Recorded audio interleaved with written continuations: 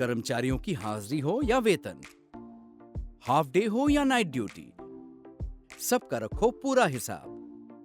पूरे स्टाफ को मैनेज करो एक साथ एक ही ऐप पर। डाउनलोड पगार खाता।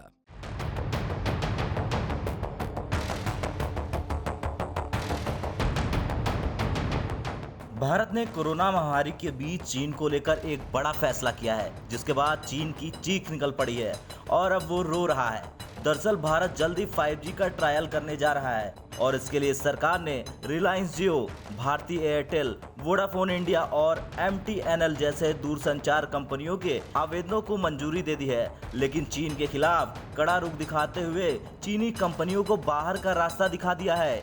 जैसे ही चीन को ये खबर मिली कि भारत ने उसे बाहर का रास्ता दिखा दिया तो वो छटपटाने लगा और इसी छटपटाहट में उसने कहा कि हमने संबंधित अधिसूचना देखी है और चीनी दूरसंचार कंपनियों को भारत में भारतीय टेलीकॉम सेवा प्रदाताओं के साथ 5G ट्रायल में हिस्सा लेने की मंजूरी न देने के फैसले पर चिंता और अफसोस जताते हैं।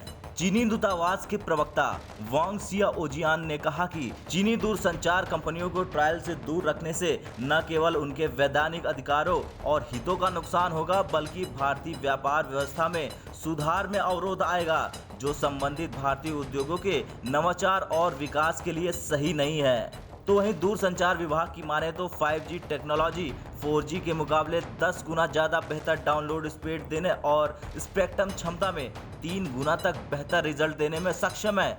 दूरसंचार विभाग ने 5G परीक्षण के लिए स्वीकृत दूरसंचार गियर विनिर्माताओं की सूची में एरिक्सन, नोकिया, सैमसंग, सी डॉट और रिलायंस जियो की स्वदेशी रूप से विकसित टेक्नोलॉजी शामिल है। टेलीकॉम कंपनियों को अगले 2 से 3 दिनों में स्पेक्ट्रम उपलब्ध करा दिया जाएगा। ये कंपनियां ओरिजिनल इक्विपमेंट मैन्युफैक्चरर और तकनीकी प्रदाता कंपनियां एरिक्सन, नोकिया, सैमसंग, सी डॉट के साथ गठजोड़ करेंगी।